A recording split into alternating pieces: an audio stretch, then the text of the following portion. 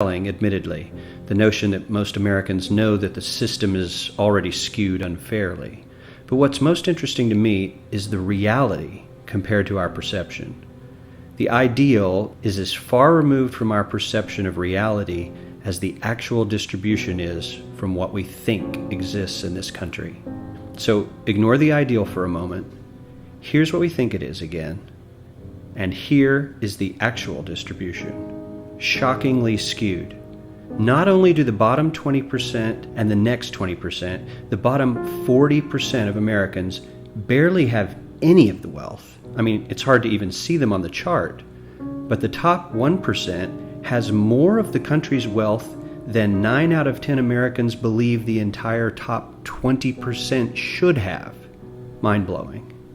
But let's look at it another way, because I find this chart kind of difficult to wrap my head around. Instead, let's reduce the 311 million Americans to just a representative 100 people. Make it simple.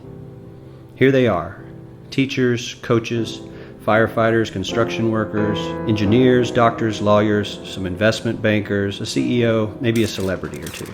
Now let's line them up according to their wealth. Poorest people on the left, wealthiest on the right, just a steady row of folks based on their net worth. We'll color code them like we did before based on which 20% quintile they fall into. Now let's reduce the total wealth of the United States, which was roughly $54 trillion in 2009, to this symbolic pile of cash. And let's distribute it among our 100 Americans. Well, here's socialism, all the wealth of the country distributed equally. We all know that won't work. We need to encourage people to work and work hard to achieve that good old American dream and keep our country moving forward. So, here's that ideal we asked everyone about. Something like this curve. This isn't too bad. We've got some incentive, as the wealthiest folks are now about 10 to 20 times better off than the poorest Americans.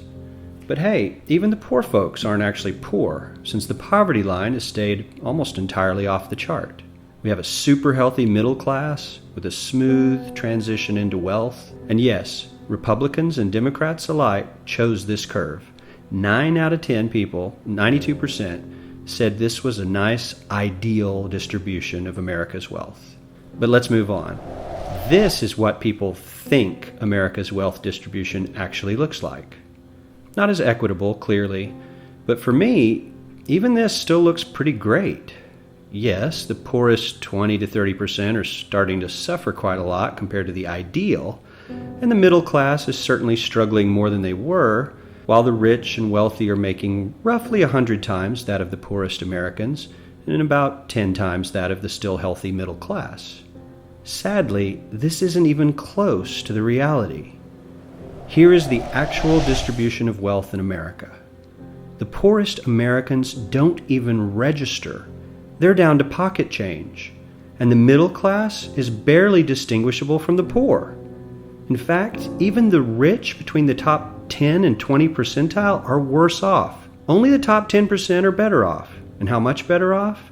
So much better off that the top 2 to 5% are actually off the chart at this scale.